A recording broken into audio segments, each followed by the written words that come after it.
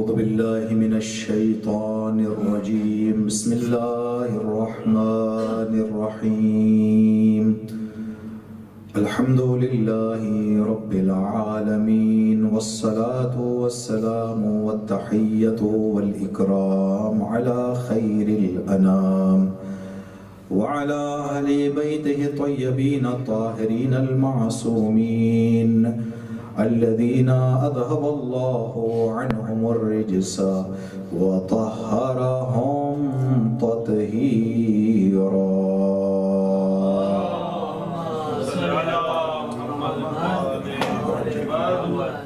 إلهي بحق فاطمة وأبيها وبعلها وبنيها وبسر المستودع فيها، واجعل اللهم مفزعا لمظلوم عبادك وناصرا لمن لا يجد له ناصرا غيرك، واللعنة على أعدائهم أجمعين. أما بعد، قال الله تبارك وتعالى في كتابه الكريم: بسم الله الرحمن الرحيم. فلا تذهب نفسك عليهم حسرات، صدق الله العلی العظیم. صلوات اللهم صل علی محمد. اس مجلس اعزا کی قبولیت کے لیے، اس مجلس اعزا کے ساتھ ساتھ زندگی کی ابتداء سے اس مجلس اعزا تک جو نیک کام بھی فضل خدا سے ہم نے انجام دیا ہے، تمام نیک کاموں کی قبولیت کے لیے جب سے اس مرکز کی بنیاد ڈالی گئی ہے اس وقت سے لے کر اس مجلس اعزا تک جو نیک عمل عبادت بھی اس مرکز میں انجام پائی ہے، ان تمام نیک اعمال اور عبادت کی قبولیت کے لیے اسی طرح کی توفیق خدا کے گھر اور اہل بیت کے در سے متصل اور منسلک رہنے کی ہماری زندگی میں آخری سانس تک، ہمارے بچوں میں، ہماری نسلوں میں یہ توفیق قیامت تک باقی رہنے کے لیے، زمانے کی گمراہی اور انحرافات سے ہم سب کی نجات، ہم سب کی بے عظمت فاطمہ زہرا سلام اللہ علیہا عاقبت بخیری کے لیے جو آج یہاں پر عبادتیں انجام دی گئی ہیں، نماز، دعائے کمیل، زیارت وارثہ اور یہ مجلس اور ذکر، ان سب کی قبولیت کے لیے صلوات پڑھتے ہیں. محمد و آل محمد.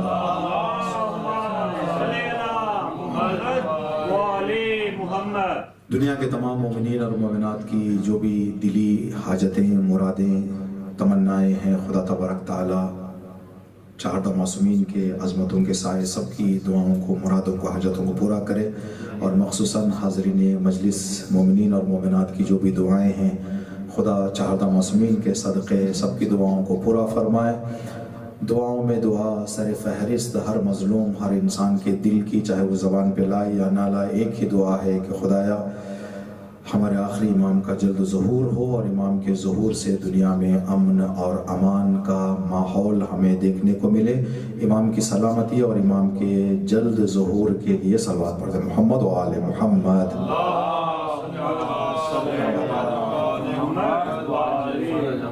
ایک روایت نگاہوں سے گزری، ہم نے ارادہ کر لیا کہ اسی روایت کو آج اس مجلس کے لیے آپ کی خدمت میں جو ہے گفتگو ہو اور آپ کے ہم نے جو ہے بیان کریں انشاءاللہ. نبی کریم سے واقعہ ہے اور ہم یہ روایت واقعے کی شکل میں ہے. اس روایت کو بہتر آگے لے جانے کے لیے اگر آپ حضرات سے سوال کریں، آپ اپنے دل میں جواب دیں کہ انسان کب روتا ہے، انسان کا رونا کب ہوتا ہے. ابھی ہم لوگ ہیں، ہماری زندگی میں ہم خوش بھی ہوتے ہیں، آنسو بھی بہاتے ہیں. تو کوئی بھی انسان کب آنسو بہاتا ہے؟ انسان اسی وقت آنسو بہاتا ہے جب اس کے دل کو درد پہنچے. جب تک انسان کے دل کو درد نہ پہنچے اس وقت تک انسان آنسو نہیں بہاتا. امام حسین کے غزل کا شعر ہے، وہ کسی شاعر نے پتہ نہیں کیا ارادہ کیا، لیکن وہ ہم کربلا اور امام حسین کے حوالے سے اس شعر کو جو ہے لیتے ہیں. آیا ہی تھا خیال کہ آنسو ٹپک پڑے، آیا ہی تھا خیال کہ آنسو ٹپک پڑے، آنسو کسی کی یاد کے کتنا قریب ہے. یہ دل اور یہ آنسو کسی کی یاد کے کتنا قریب ہے. یہاں پر سنایا تھا ہم نے، بات آ گئی ہے تو ایک شاعر جن کا انتقال ہو گیا ہمارے یہاں، اختر علوی نام تھا ان کا، انہوں نے ایک بہت خوبصورت قطع کہا تھا اسے آنسوؤں کے اور آنکھوں کے حوالے سے، مخصوصاً ہم آزاداروں کے لیے. دل میں کیا ہے میرے خدا کے سوا، الفت شاہ مرتضیٰ کے سوا، جھانک کر دیکھ میری آنکھوں میں کچھ نہیں ان میں کربلا کے سوا. جھانک کر دیکھ میری آنکھوں میں کچھ نہیں ان میں کربلا کے سوا. تو انسان کا گریا، رونا، آنسو، اشک اسی وقت دیکھنے کو ملتا ہے جب انسان کے دل کو رنج پہنچے، اور رنج بھی کسی ایسے کے بارے میں ہو جو اس کے دل میں ہو. ورنہ دنیا میں بہت سارے ظلم و ستم ہم سنتے ہیں لیکن آنسو نہیں بہاتے. امام خمینی رحمت اللہ علیہ، خدا تمام علماء جو اس دنیا سے جا چکے ہیں اپنے رحمت شب جمعہ ہے ان سب کی مغفرت فرمائے اور اپنے سایہ رحمت میں جگہ عطا فرمائے. کسی ایک پولیٹیکل بندے کے ماں کا انتقال ہو گیا تو امام خمینی رحمت اللہ علیہ جو وہ انقلاب کے فریڈم فائٹر تھے، تو ان کے آفس سے کسی نے آ کے ایک تعزیت نامہ لکھا، کہا کہ جناب وہ بندے کی ماں کے لیے تعزیت نامہ لکھا ہے، ہم نے چیک کر لیا اور سائن کر دیں. تو انہوں نے دیکھا کہ اس میں لکھا ہوا تھا آپ کی والدہ کے انتقال پر ہمیں دل سے غم ہوا. انہوں نے کہا غم لکھو، دل سے نکالو. وہ اس لیے کہ جب دل سے غم نہیں ہوا تو جھوٹ کیوں لکھی. غم تو ہوا ہے کہ کسی مومن کی ماں کا انتقال ہو گیا ہے، لیکن وہ جو تم نے لکھا ہے کہ ہمیں دل سے غم، ہمارے دل کو غم پہنچا، دل کو غم نہیں پہنچا ہے، اس کو نکال دو تاکہ جھوٹ نہ ہو جائے. تو انسان کے آنسو اسی وقت نکلتے ہیں جب انسان کے دل کو رنج پہنچے، اور ایسے انسان کے بارے میں کوئی مشکل، کوئی تکلیف، کوئی درد انسان سنے جس کو آدمی بہت چاہتا ہو.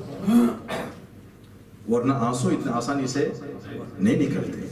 پھر آنسوؤں کی بھی کئی قسمیں ہیں روایتوں میں اور ہماری زندگی میں، ٹھیک ہے نہیں. مگر مچھ کے آنسو کہا جاتا ہے. ایک سچے آنسو ہوتے ہیں، ایک جھوٹے آنسو ہوتے ہیں. اگر ان کی قسموں کو دیکھیں، کچھ دن پہلے ہم نے انڈیا کے تمل جو چنئی اور اس علاقے میں ہے، بڑا تعجب ہوا ہمیں. باقاعدہ ہندو مذہب میں ان کے مرحومین کے رونے کے لیے ایک ٹیم ہے، جن کو پیسہ دے دیا جائے، فیس دے دیا جائے، تو وہ لوگ آ کے ایسے روئیں گے کہ پتھر دل انسان بھی وہاں بیٹھا رہے تو رو دے. وہ ایسے بین کر کر کے، چہرے بنا بنا کے، آوازیں نکال نکال کے روتے ہیں وہ، کہ ان کے رونے کو دیکھ کر جس بندے کا کوئی کسی سے لینا دینا نہیں ہے وہ بھی پہنچ جائے نا وہاں پہ، تو وہ بھی دعا سے وہاں کے آ جائے. ٹھیک ہے، یہ تجارتی آنسو ہے، پروفیشنل آنسو ہے. جو خوشی کے بھی آنسو ہوتے ہیں، حسن خوشی کے بھی آنسو ہوتے ہیں. وہ مگر مچھ والے جو آنسو ہوتے ہیں اس کے لیے بتایا گیا کہ کیوں نہیں بتایا گیا کہ شیر والے آنسو، کیوں نہیں بتایا گیا کہ فلاں ہرن والے آنسو، لومڑی والے آنسو. یہی کیوں کہا گیا کہ مگر مچھ کے آنسو؟ کہتے ہیں مگر مچھ کے آنسو چکنے ہوتے ہیں، چپچپاہٹ ہوتے ہیں ان کے اندر ہے. وہ آنسو بہاتا ہے تاکہ کیڑے مکوڑے آ کے وہاں پر بیٹھ کے پھنس جائیں. دوسروں کو پھنسانے کے لیے جو رویا جاتا ہے اس کو کہتے ہیں یہ مگرمچھ کے آنسو. یہ مگرمچھ کے آنسو بہائے جا رہے ہیں. جناب زینب سلام اللہ علیہا جب کربلا سے کوفہ آئی تھیں تو تاریخ کربلا میں یہ بات لکھی گئی ہے کہ جتنے آنسو 12 محرم کو کوفے میں بہائے گئے ہیں، تاریخ کوفہ میں نہ اس سے پہلے اتنے آنسو بہائے گئے نہ اس کے بعد اتنے آنسو بہائے گئے ایک دن میں.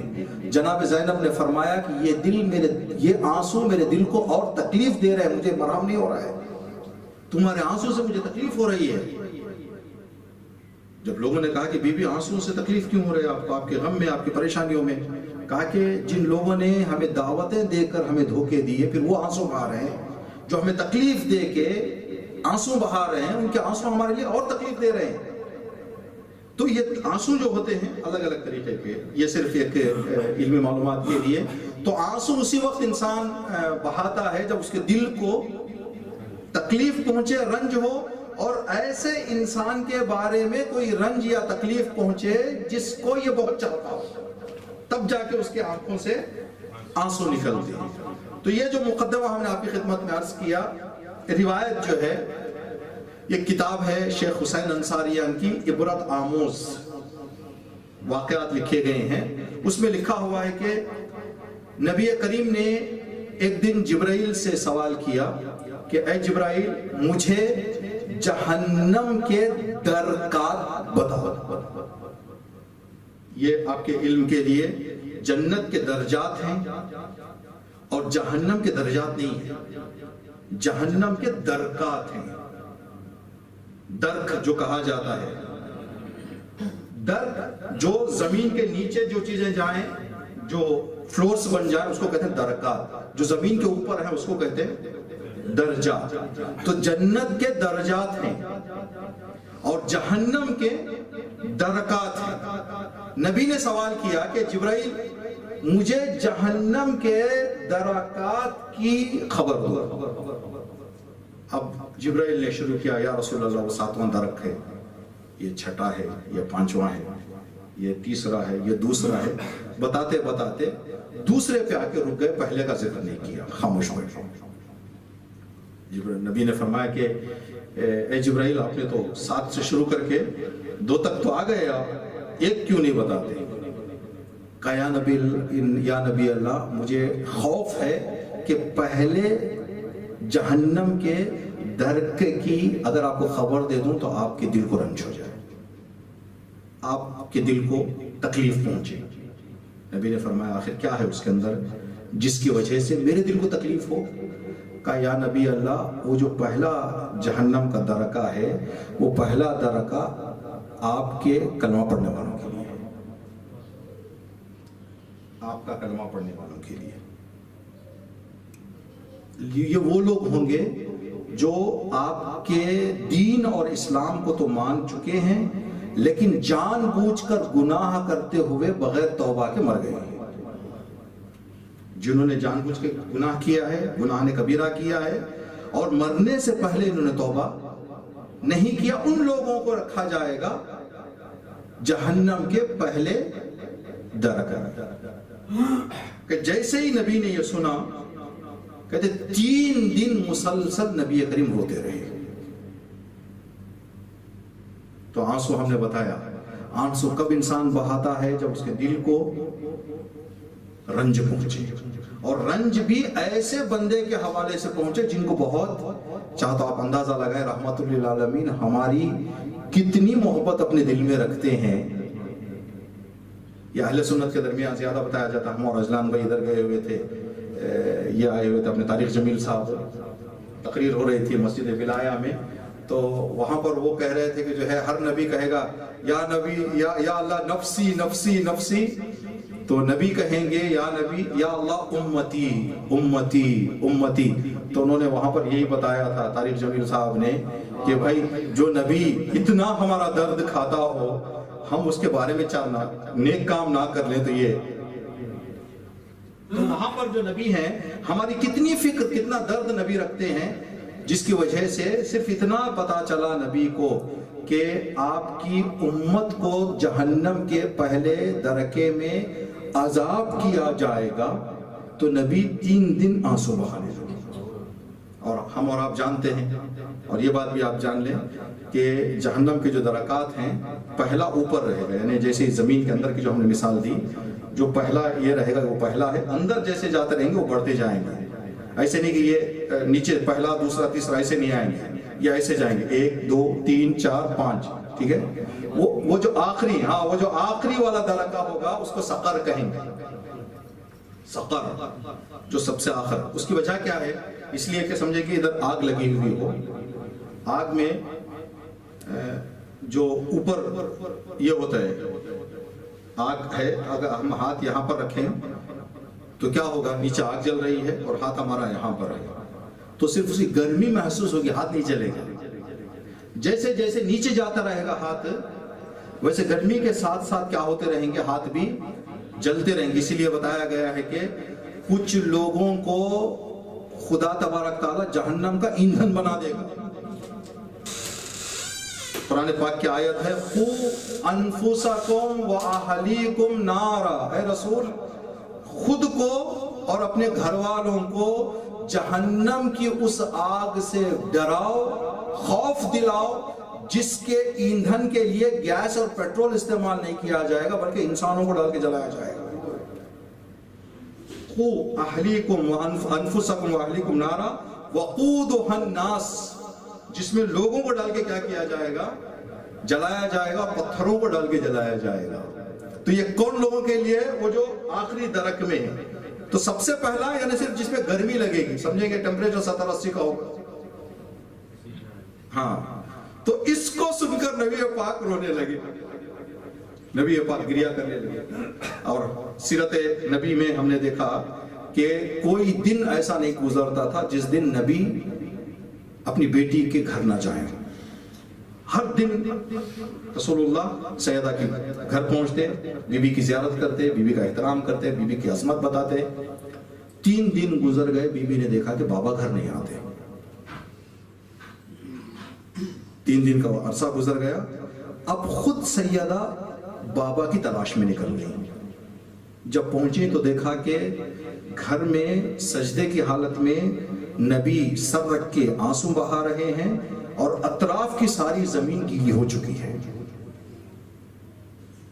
اگر کسی ماں کا جوان بیٹا بھی مر جائے شاید اتنے آنسو نہ بہائے جتنے نبی نے۔ سیدہ فرماتی ہیں کہ میں نے جا کے دیکھا تو اطراف کی ساری زمین کیا ہو چکی ہے؟ بھیگ چکی ہے، تر ہو چکی ہے۔ میں نے بابا کے بدن پر اپنے ہاتھ رکھے، کہا بابا یہ آنسوؤں کی وجہ کیا؟ کہا کہ فاطمہ جبرائیل سے میں نے جہنم کے درکات کا سوال کیا تو جبرائیل نے یہ بتایا ہے کہ جہنم کے پہلے درکے میں میری امت کے گناہگار جو بغیر توبہ کے مر گئے ہیں ان کو رکھ کے سزا دی جائے گی، تو میرے امت کے گناہگاروں کو سزا سن کر مجھے آنسو نکلے۔ اتنا تو سیدہ نے پھر سوال کیا بابا آپ نے صرف وہ درکے کی بات سنی جبرائیل سے یا وضاحت بھی پوچھی ہے کہ عذاب کیسے کیا جائے گا ان گناہگار مسلمانوں کو جو گناہ نے کبیرہ کر کے بغیر توبہ کر کے مر جائیں، ان کو عذاب کا طریقہ کیا ہے؟ جبرائیل سے کچھ آپ نے وضاحت طلب کی؟ کہا ہاں فاطمہ میں نے وضاحت بھی پوچھی ہے۔ تو جبرائیل نے کہا کہ جو مرد ہوں گے ان کے سامنے کے بال پکڑ کر ان کو جہنم میں ڈالا جائے گا، عورتوں کی زلفیں پکڑ کر ان کو جہنم میں ڈالا جائے گا۔ میں نے یہ سنا اور یہ سن کے ابھی جو باتیں کریں نا آ جائیں گے وہاں پہ، بال گھبرائے نہیں، جب بوڑھے جوان ہو جائیں گے وہاں پہ صلوات علی محمد و آل محمد۔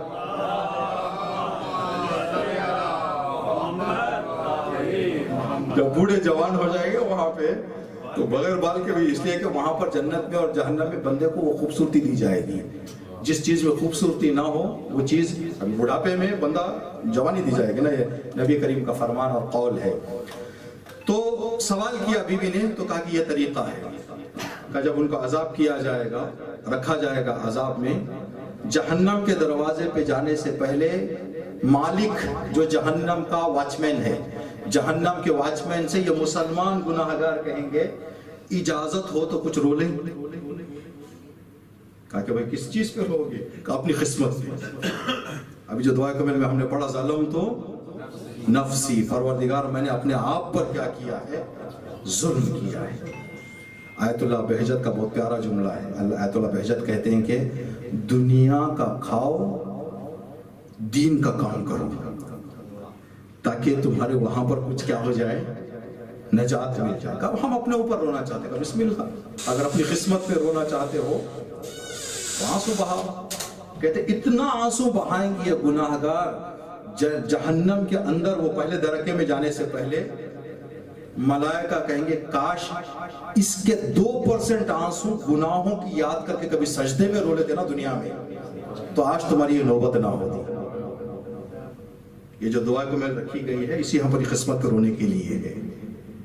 اسی لیے مولا امیر المومنین کے جو جملات ہیں، خدا کی قسم اگر دعائے کمیل کا ترجمہ کوئی بندہ تنہائی میں بیٹھ کر پڑھے، سر دیوار پہ پٹک کے روئے گا انسان۔ وہاں پر کہے گئے، دعائے کمیل میں کہا جاتا ہے جو سب سے زیادہ تکلیف دینے والے، احساس کرنے والے، پروردگار اس دنیا کی چھوٹی چھوٹی مصیبتوں کو جو وقتیہ آتی ہیں جس کے علاج کے لیے ہاسپٹلز ہیں، جس کے تسکین پانے کے لیے دوائیاں موجود ہیں، ان چھوٹے چھوٹے تکلیفوں کو میرے اندر برداشت کرنے کی طاقت نہیں ہے۔ فَكَيْفَ احتمال لِبَلَاءِ الْآخِرَةِ، پروردگار جب ان پریشانیوں کو میں اٹھانے کی میرے اندر طاقت نہیں ہے تو بھلا میں آخرت کی سختیوں کو کیسے جھیل سکوں گا؟ یہ امیر المومنین کے جملے ہیں، حضرت علی علیہ السلام کے جملے ہیں۔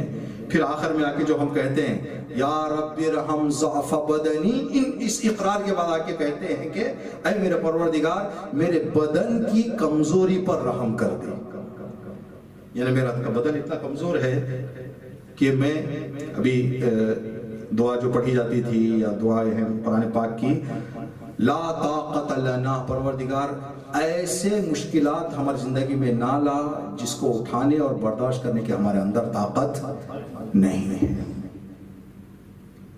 ان سے کہا جائے گا کہ اگر اسی گناہوں کو یاد کر کے جو آج رو رہے ہو، اس لیے کہ قیامت کے دن دنیا اور آخرت میں جو فرق بتایا گیا ہے روایتوں میں، کہا کہ الدنیا دار العمل لا دار الجزا، اور آخرت دار الجزا لا دار العمل۔ یہاں پر عمل ہے، جزا نہیں ہے، وہاں پر جزا ہے، عمل نہیں ہے۔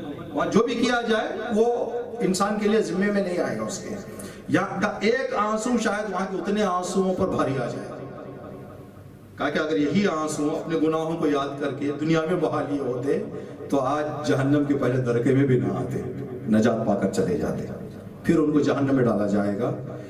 جب جہنم میں لے جایا جائے گا، مسلمان ہیں، نبی کے ماننے والے ہیں، گناہ کیا ہے، توبے کی توفیق نہیں ہوئی تھی، توبہ نہیں کر پائے ہیں، جیسے ہی جہنم میں جایا جائے گا، بہت سارے لوگ، یہ ملائی لوگوں کو ہم نے دیکھا کہ جو ہے جب بھی کوئی ان کے اندر کوئی تعجب والی چیز ہوتی ہے، لا الہ الا اللہ، فوراً لوگ کہہ دیتے لا الہ الا اللہ۔ تو عادت کے مطابق جب جہنمیوں کو لے جایا جائے گا، وہ پہلے طبقے میں مسلمان گناہگار بغیر توبہ کا مرنے والا جب جہنم کے پہلے درکے میں لے جایا جائے گا، وہ گرمی اور عذاب کا پہلا مرحلہ دیکھ کر فوراً ان کے زبان پہ نکل آئے گا لا الہ الا اللہ۔ یہ کتنا سخت عذاب ہے بھائی، یہ کتنی سخت گرمی ہے یہاں پر۔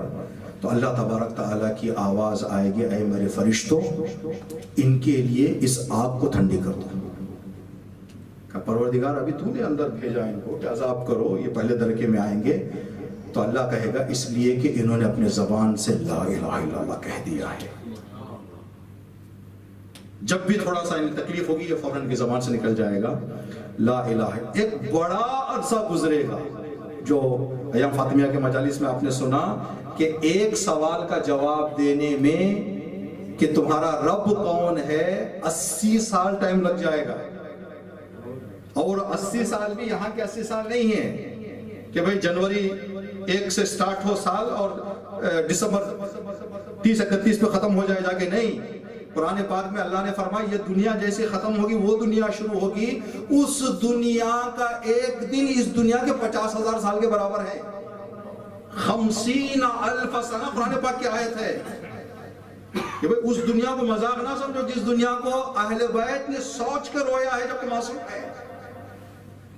امیر المومنین نے اس طرح سے گریہ کیا ہے دعا کو۔ میں نے سیدہ فاطمہ سلام اللہ علیہ سے جب آ کے پوچھا جاتا تھا، بی بی ہم آ رہے تھے کسی جنگل سے، ہم نے دیکھا کہ ہمیں ایسے لگ رہا ہے شاید علی انتقال کر گئے، تو بی بی کہتی تھی کہ یاد خدا میں علی کے ہر رات کا یہی مسئلہ ہے، اتنا روتے ہیں کہ بے ہوش ہو جاتے ہیں۔ جو معصومین اس دنیا کے حالات کو دیکھ کر، تو ہمیں تو کم از کم امیر المومنین نے فرمایا کہ بھئی تم سیرت علی پر مکمل چلنا چاہو شاید تمہارے بس کی بات نہیں ہے، کم از کم حرام سے بچ جاؤ تک نجات پا جاؤ۔ یہ امیر المومنین کا حکم ہے ہمارے لیے، کم از کم حرام سے کیا ہو جاؤ، اپنے آپ کو بچا جاؤ۔ اب ان لوگوں کو وہ جگہ پہ رکھا جائے گا، لا الہ الا اللہ جب کہیں گے ان کو، تو خدا تبارک تعالیٰ ایک عرصہ گزرے گا۔ ایک عرصہ گزرنے کے بعد جبرائیل آئیں گے ان کی حالت دیکھنے کے لیے کہ یہ جو نبی کے امت کے مسلمان جنہیں عذاب کیا گیا ہے، ان کا کیا، ان کی کیا حالت ہے۔ جیسے ہی وہاں پر داخل ہوں گے، ایک نور آئے گا، ایک ٹھنڈک آئے گی وہ درکے اول میں، تو سارے جہنمی اس درکے کے مالک سے سوال کریں گے، مالک یہ کیا تبدیلی آ گئی، تھوڑی ٹھنڈی ٹھنڈی عرصے بعد ایک ٹھنڈی سی ہوا کا جبرائیل آئے ہیں۔ سلام کریں گے السلام علیکم یا امین وحی اللہ، اے اللہ کے وحی کے امین فرشتے تم پر میرا سلام، ہمارا سلام. تو وہ کہیں گے کہ میں محمد کا نوکر ہوں، میں غلام محمد ہوں، میں وہی لے کے جاتا تھا پاک ذات پاک بارگاہ میں. تو جیسے ہی نبی کا نام وہاں پر وہ سنتے ہیں تو کہتے جبرائیل ایک چھوٹی سی عرض ہے ہماری، یہ ایک گزارش ہے ہماری. کا بتائیں آپ کی گزارش کیا ہے؟ جب واپس جانا تو ہمارے نبی کو ہمارا سلام سنا دینا، کہنا کہ آپ کی امت کی گناہگار مسلمانوں نے آپ کو یاد کیا ہے. جیسے جبرائیل جا کے سلام پہنچائیں گے نبی کی بارگاہ میں تو نبی خدا سے عرض کریں گے پروردگار تجھے میری عظمت کا واسطہ میرے چاہنے والوں نے مجھے یاد کر لیا ہے، تو رب العالمین میں رحمت للعالمین. انہوں نے رحمت کی امید رکھ کے ایک سلام مجھ تک پہنچایا ہے، میرے رب میرے خاطر انہیں بخش دے. اللہ کہے گا کہ نبی کریم کی عظمتوں کی خاطر ان کو میں بخش رہا ہوں. سارے جتنے یہ پہلے درجے میں ہیں ان کو سب کو نکال کے جنت کی طرف لے جایا جائے. جب جنت کی طرف جائیں گے تو سب کی پیشانی پر ایک جملہ لکھا ہوگا ہم عتقاء الرحمن من النار. یہ کون ہے؟ یہ جہنم کی قید سے رحمان خدا کی مہربانی سے آزاد ہونے والے ہیں. پیشانی پہ لکھا ہوگا عتقاء الرحمن من النار، اللہ کے آزاد کیے ہوئے بندے ہیں، نار جہنم سے انہیں کیا کیا گیا ہے؟ آزاد کیا گیا ہے. ابھی ہم لوگ یہاں پر ہیں، اگر کوئی بندے کو کسی جرم میں قید میں لے جایا جائے اور کسی کو پتہ نہ چلے کہ یہ بندہ قید سے آیا ہے، اس کی اتنی عزت کی جائے گی جتنی سب کی عزت کی جا رہی ہے. خدا نہ کرے اگر تھوڑا سا پتہ چل جائے بندے کو، یا کوئی بندے کو لا کے بٹھا دے جس کے ہاتھوں میں ہتھکڑیاں بندھی ہوئی ہیں، کہا بھائی ایک مجلس کے لیے صرف اس کو اجازت ملی ہے، مجلس کر کے چلا جائے گا، تو سارے لوگ کہیں گے بھائی بیچارہ پتہ نہیں کیا جرم میں پھنس گیا ہے. تو یہ جو لکھا ہوا تھا یہ لوگ جنت میں تو آ گئے لیکن جنتیوں جیسی عزت نہیں مل پائی، اس لیے کہ ان کے پیشانی پہ کہتے او یہ آزاد ہوئی ہے، اللہ نے ان کو اللہ کے رحم سے آئے ہیں، ورنہ یہ لوگ جو ہے ادھر پھنسے ہوئے تھے جہنم کی آگ میں. تو یہ لوگ پھر اللہ سے کہیں خدایا رحمت تو تیری مل گئی لیکن عزت نہ ملی ہماری. اے خدائے عزیز تجھے تیری عزت کا واسطہ ایک مہربانی کر، یہ جو تھوڑی سی بدنامی ہمیں مل رہی ہے، ایک جو اپنے آپ پہ ذلت جو ہمیں محسوس ہو رہی ہے، اس سے بھی نجات دے دے. تو خدا کا حکم آئے گا کہ تم نے مجھے بلا لیا، تم نے مجھ سے مانگ لیا، تو میں خدا ہوں جو دعائے کو میں پڑھ رہے تھے وَأَمَرْتَهُمْ بِدُعَائِكَ وَزَمِنْتَ لَهُمُ الْإِجَابَةَ. خدایا تو نے بندوں کو دعا کرنے کا حکم دیا اور مستجاب کرنے کی گارنٹی بھی دے دی. فَإِلَيْكَ يَا رَبِّ نَصَبْتُ وَجْهِ، پروردگار میں تجھے پکار رہا ہوں. تو خدا تبارک تعالیٰ کے لطف و کرم سے یہ نام بھی ہٹ جائے گا، تب جا کے یہ جنت میں جائیں گے. تو یہ جو روایت ہم نے آپ کی خدمت میں عرض کی، نبی کریم کس بات پر آنسو بہا رہے تھے؟ ہم لوگوں کے گناہوں کو سوچ کے. ہم لوگوں کا ابھی سیدہ فاطمہ سلام اللہ علیہ کی شہادت کی مجلس سے گزری ہے. سمجھے ایک ماں کے دو بیٹے ہوں، ایک بیٹا ماں کو کا دل خوش کر رہا ہے، ایک بیٹا ماں کا دل دکھا رہا ہے. اگر ماں سجدے میں سر رکھ کر دعا کرے پروردگار یہ جو بچہ میرا دل دکھا رہا ہے اس کو ہدایت کر دے، تو اس کا مطلب یہ نہیں کہ ماں اس بچے کو زیادہ نہیں چاہ رہی ہے جو اس کا دل خوش کر رہا ہے، بلکہ ماں اس سے خوش ہے. اس کے بارے میں ماں کا دل تڑپ رہا ہے کہ یہ بچہ میرا بچہ ہوتے ہوئے کیوں میرا دل دکھا رہا ہے. شاید ہم اپنے شیعہ ہونے کے فضائل سمجھ کر اس کو ہم ایک طرح الگ نگاہ سے دیکھ لیں. امام حسن فرماتے ہیں کہ آخری لمحے میں جہاں اپنی ماں کو بیٹھنے کی طاقت نہیں تھی، جہاں ایک ہاتھ سے قنوت پڑھا کرتی تھی، شہادت سے کچھ دیر پہلے ہم نے دیکھا کہ ماں سجدے میں سر رکھ کر ایک لمبی دعا طلب کر رہی ہے. میں اپنے کانوں کو قریب لے کے گیا سنوں کہ ماں کیا دعا کر رہی ہیں. تو بی بی کی دعا سجدے میں اس شہادت سے کچھ لمحہ پہلے تھی، پروردگار میرے گناہگار شیعوں کو. یعنی بی بی اس درد میں بھی جو درد بی بی کو دے رہا تھا وہ شیعوں کے گناہ تھے، شیعوں کے گناہ تھے جو بی بی کو اس درد میں بھی اپنے درد کو بھول کر بی بی جو درد یاد کر رہی تھی.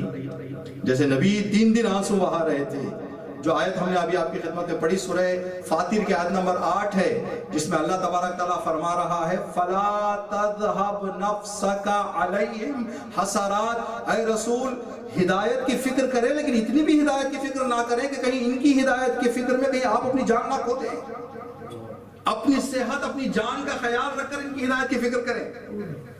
تو نبی ہماری ہدایت کے لیے کتنا فکر کرتے تھے، اللہ نے پیغام پہنچایا یا نبی اللہ اپنی صحت کا بھی تھوڑا خیال رکھیں، کہیں آپ کی جان خطرے میں نہ آ جائے، اتنا آپ فکر کر رہے ہیں مسلمانوں کی اور لوگوں کی ہدایت کی۔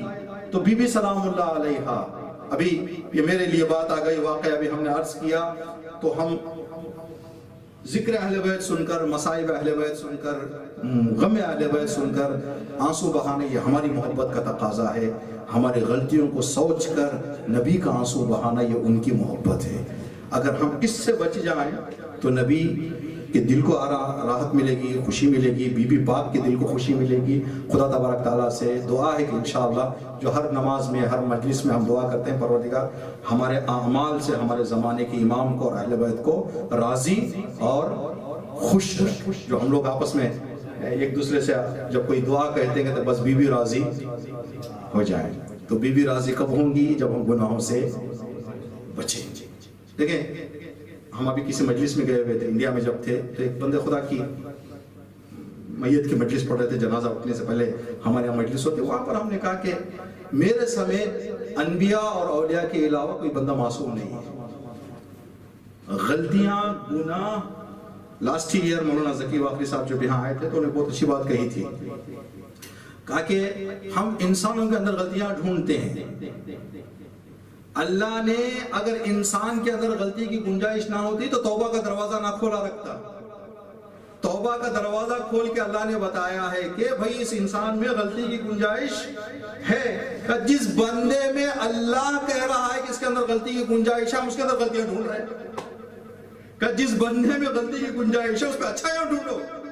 واہ واہ واہ واہ، ہم اس بندے کی برائیوں کو ڈھونڈے، بھائی بندے کے اندر برائی کی گنجائش ہے، لیکن یہاں پر مسئلہ یہ ہے کہ جو شرط بتائی گئی، بندہ گناہ ہمیں زندگی گزارے لیکن بغیر توبہ کا بھی۔ راحت بھی جواب پڑھ رہے تھے جناب حر کے حوالے سے، صدائے خیر، ہر دن ہمارے لیے صدائے خیر ہے۔ ایام فاطمیہ بی بی کی صدائے خیر تھی کہ اے حر آجا، اے اس دور کے حر آجا، یہ مجلس اذا شب جمعہ خدا کی صدائے خیر ہے، اے میرے بندے آجا۔ ہر اذان ایک صدائے خیر ہے کہ اے میرے بندے آجا۔ تو صدائے خیر چل رہی ہے لیکن ہم کو حر بننا ہے سننے کے لیے، ورنہ اگر حر نہ بنے تو وہاں پر بھی لاکھوں کے بیٹھے ہوئے تھے جو نہیں سن رہے تھے۔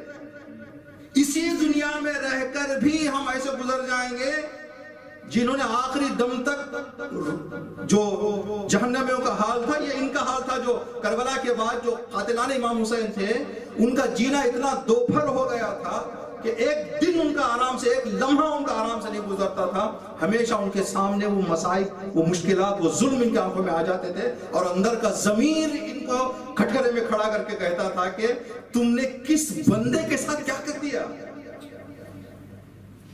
یہ جو ہے آج ہمارے لیے صدائے خیر ہے، لیکن صدائے خیر ہمیں حر بننے کی ضرورت ہے۔ یہ ایام فاطمیہ، یہ سب چیزیں تو اہل بیت علیہ السلام نے ہمیں بتایا۔ ابھی وہ بندے کا عرض کر رہے تھے کہ گناہوں کی گنجائش ہے، لیکن گناہ کرنے کے بعد انسان پشیمان ہو جائے، انسان نادم ہو جائے، انسان کو احساس ہو کہ میں نے غلطی کی ہے۔ خدا نہ کرے کہ روایتوں میں ہے جو بندہ گناہ کرنے کے بعد جرأت سے آ کر کسی کو بتاتا ہے کہ میں نے فلاں گناہ کیا، خدا تبارک تعالیٰ کہتا ہے کہ اس گناہ سے بھی بڑا گناہ یہ ہے کہ انسان اپنا کیا ہوا گناہ دوسروں کو جا کر بتائے۔ کتنا جو ہے وہ جرأت خدا کے سامنے اس کے آ گئی ہے۔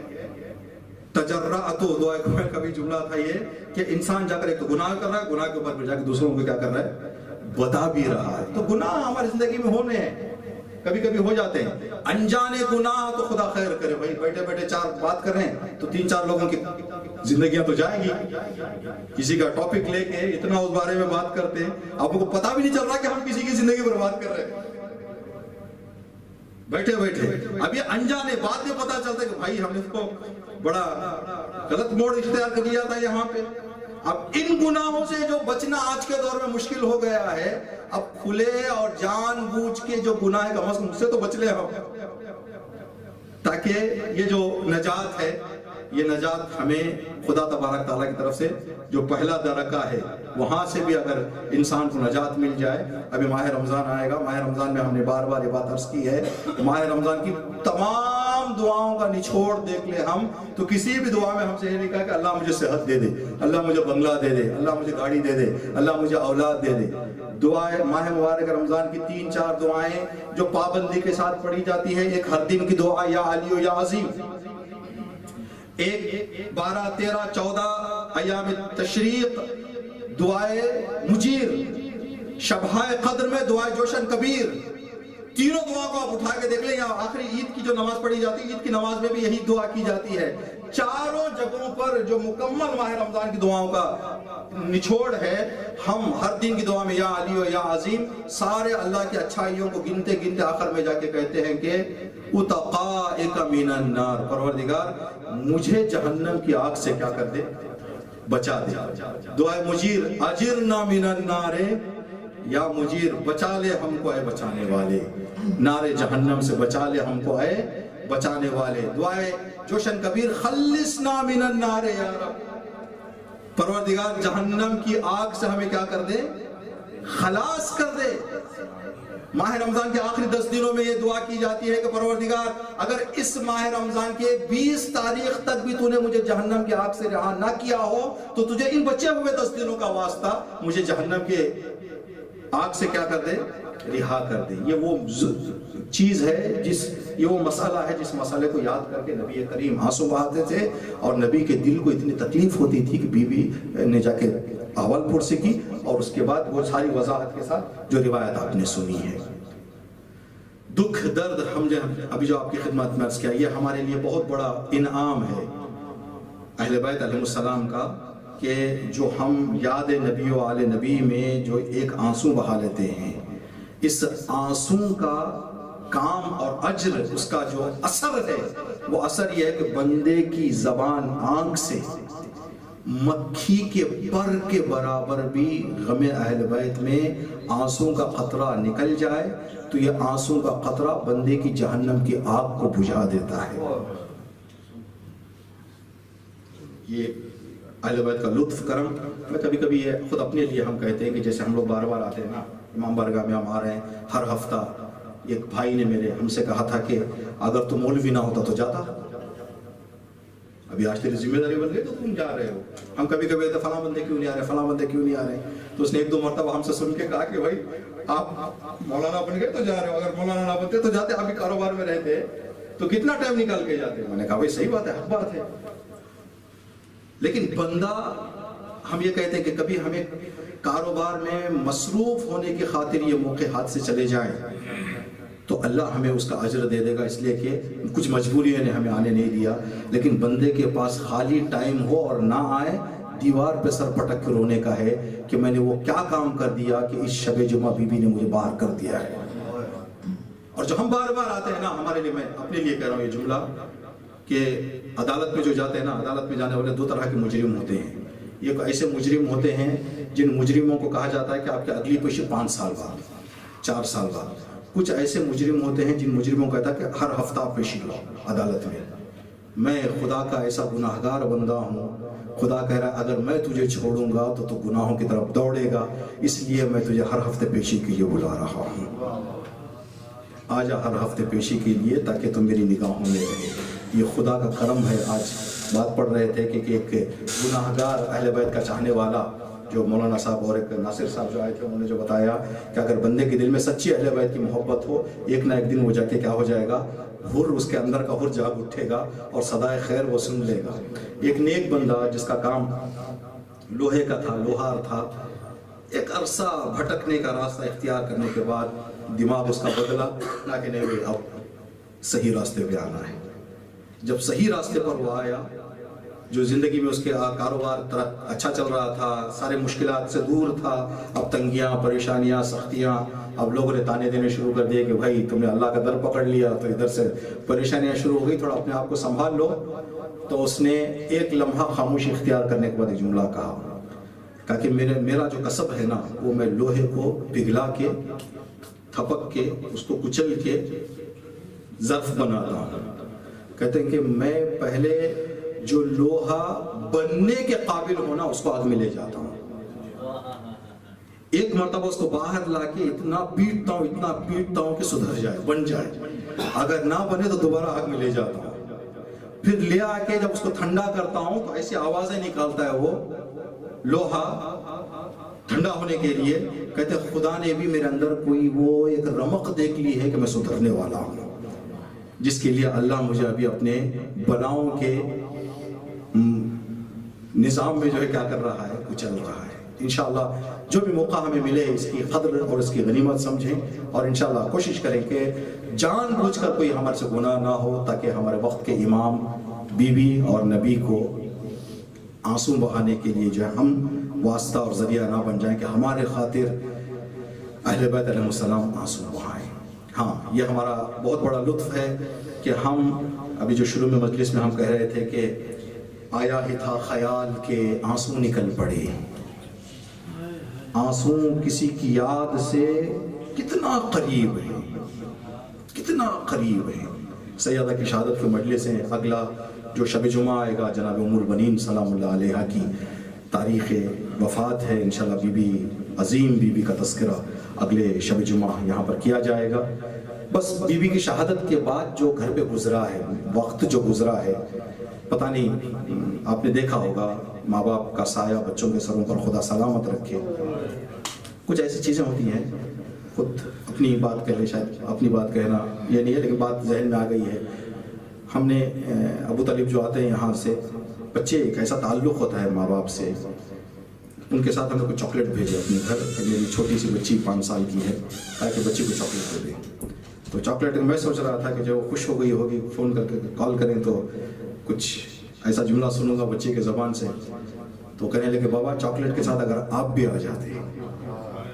یہ بچے ہوتے ہیں، یہ بچے ہوتے ہیں جو بچوں کے دل میں۔ سلام اللہ علیہ فاطمہ زہرا کی شہادت کے بعد جو دفن کر کے امیر المومنین گھر آئے ہیں نا، کچھ دیر کے بعد قبر فاطمہ کا رخ کر کے کہا کہ فاطمہ بچے مجھ سے سنبھلے نہیں، فاطمہ مجھے بچے نہیں سنبھل رہے۔ مولا فرماتے ہیں کہ میں حسن کو آرام کرتا ہوں تو حسین رو دیتا ہے، حسین کو آرام کرتا ہوں تو زینب رو دیتی ہے۔ سارے بچوں کو اطراف بٹھایا، جب امام نے دیکھا کہ بچوں کا گریہ نہیں رکتا ہے تو قبر فاطمہ کی طرف رخ کر کے فرمایا کہ فاطمہ آپ آ کر اپنے بچوں کو خاموش کرے، بچے مجھ سے نہیں سمجھ رہے۔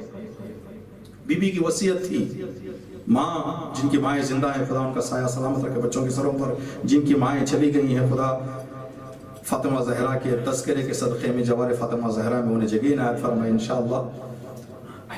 امیر المومنین سے وصیت کی تھی فاطمہ زہرا نے، یا علی میرے دفن کے بعد مسلسل 3 رات میری قبر پر آ کر قرآن پاک کی تلاوت کریں، اس لیے کہ شروع کا جو مرحلہ ہوتا ہے اس دنیا کا بڑا سخت مرحلہ ہوتا ہے۔ بی بی نے فرمایا، امیر المومنین حسب وصیت قبر فاطمہ زہرا پر گئے۔ امیر المومنین جب تک بی بی زندہ تھیں تب تک جو بھی درد ہوتا تھا بی بی سے بتاتے تھے۔ کہتے فاطمہ زہرا کے بعد امیر المومنین نے کوفے کے جنگلات میں کنواں بنا لیا تھا، اس کنویں میں منہ کر کے کہتے تھے کہ میرے مصائب سن،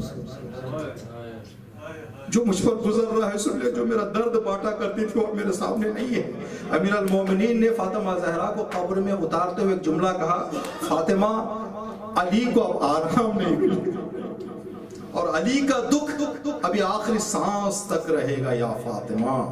تو بی بی سلام اللہ علیہ کے وصیت کے مطابق امیر المومنین پہنچے قبر فاطمہ پر۔ وہ مصائب، وہ مشکلات، وہ جدائی، وہ تنہائی امیر المومنین کے دل پر بہت بھاری آ گئی۔ قبر فاطمہ پر سر رکھ کے علی نے شروع کیا، فاطمہ میں کس سے اپنا درد بتاؤں، اب کوئی نہیں ہے میرا یہاں پر جو اپنے درد کو بتاؤں، اپنے تکلیفوں کو بتاؤں، اپنے مصیبتوں کو سناؤں، کوئی میری مصیبتوں کو سمجھے کہ مجھ پر کیا گزر رہی ہے۔ روتے روتے بیان کرتے کرتے امیر المومنین کی آنکھ لگ گئی۔ ابھی امیر المومنین کی آنکھ لگی، کیا دیکھا امیر المومنین نے؟ کوئی شانے پہ ہاتھ رکھ کے اٹھا رہا ہے۔ امام اٹھ کر آنکھ دیکھا، کیا دیکھا کہ بی بی سراہنے کھڑی ہوئی ہے۔ کہا علی جلد گھر جاؤ میرے بچے، علی جلد گھر جاؤ میرے بچے آنسو بہا رہے ہیں۔ امیر المومنین قبر فاطمہ زہرا سے آئے۔ اللہ اکبر، آج بھی یہ غربت بی بی کی ہے۔ سید بھی اگر مدینہ جائے تو فاطمہ زہرا کی قبر کا پتہ نہیں۔ کربلا میں 40 کے وقت پرسہ دینے کے لیے کروڑوں کے زائر ہوتے ہیں، ہر امام کے روزے پر شہادت کے ایام میں، لیکن جب فاطمہ زہرا کی قبر کا تنہا پتہ فاطمہ کے وارث، فاطمہ کے فرزند امام زمانہ کو ایام شہادت میں، میرا مولا اپنے ماں کے قبر کے پائنتی بیٹھ کر اکیلا میرا مولا آنسو بہاتا ہوگا، اماں میں کن مصائب کو یاد کروں اور آپ کے کس غم کو یاد کروں۔ بس آخری فقرہ اور آپ کی زحمت تمام آنے والے ایام میں بھی آپ سنیں گے۔ بی بی ام البنین کو بیٹوں کی وجہ سے ام البنین نام دیا گیا۔ آپ کا جو نام تھا گھر میں، جو آپ کا نام آپ کے والدین نے رکھا تھا، فاطمہ تھا۔ جب امیر المومن کے گھر آئیں تو امیر المومنین کہتے تھے فاطمہ میرے لیے پانی لے کے آئیں، فاطمہ میرے لیے فلاں کام تیار کر دیں۔ تو جناب ام البنین اپنے شوہر اور اپنے امام کی اطاعت میں وہ کام انجام دیا کرتی تھیں۔ ایک مرتبہ امیر المومنین گھر کے باہر سے اندر تشریف لائے، دیکھا ام البنین ایک کونے میں بیٹھ کر آنسو بہا رہی ہیں۔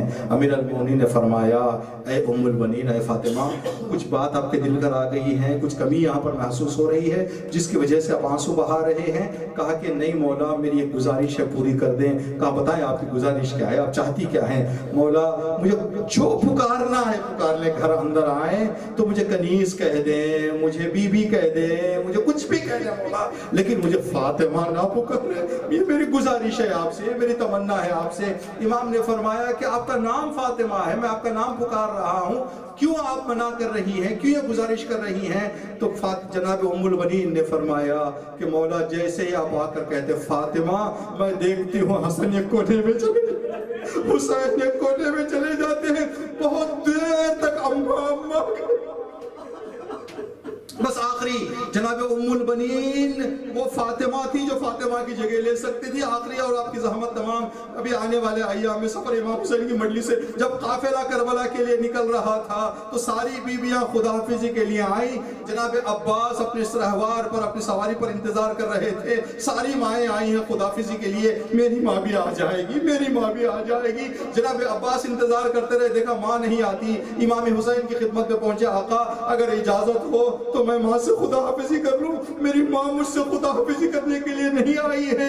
جناب عباس اجازت لے کر ماں کے گھر کا کمرے میں گئے، ماں کو سلام کیا اور ایک عرض کی اماں جان ساری مائیں آئی ہیں خدا حافظی کے لیے، میں انتظار کر رہا تھا آپ بھی آئیں گی لیکن آپ نہیں آئی ہیں، آپ بہتر جانتی ہیں کس لیے نہیں آئی، کیا میں پوچھ سکتا ہوں کہ نہ آنے کی وجہ کیا ہے؟ جناب ام البنین نے فرمایا بیٹا عباس دل تو کر رہا تھا آؤں، چند قدم آگے بھی بڑھ گئی تھی لیکن ایک خیال نے مجھے روک دیا۔ اماں وہ کیا خیال تھا؟ اگر میں آ جاتی تو حسین رو دیتے، کاش میری بھی اماں۔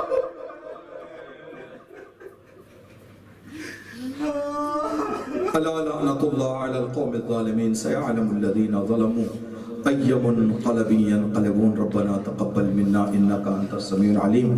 بار الہ پروردگارہ تجھے عظمت فاطمہ زہرا، مصائب فاطمہ زہرا، علم و درد ہائے فاطمہ زہرا، عبادات فاطمہ زہرا، پہلو شکستہ فاطمہ زہرا کا واسطہ تمام عاشقان فاطمہ زہرا جہاں کہیں پر بھی زندگی کر رہے ہیں، خدایا ان کی جان مال عزت آبرو کی حفاظت فرما۔ پروردگار ہمارے اعمال اور ہمارے کاموں سے اپنے زمانے کے امام کے دل کو، بی بی پاک کے دل کو، نبی کریم کے دل کو راضی اور خوش رکھنے کی توفیق عطا فرما۔ پروردگار جان بوجھ کر گناہ انجام دینے سے ہمیں دور رہنے کی توفیق عطا فرما۔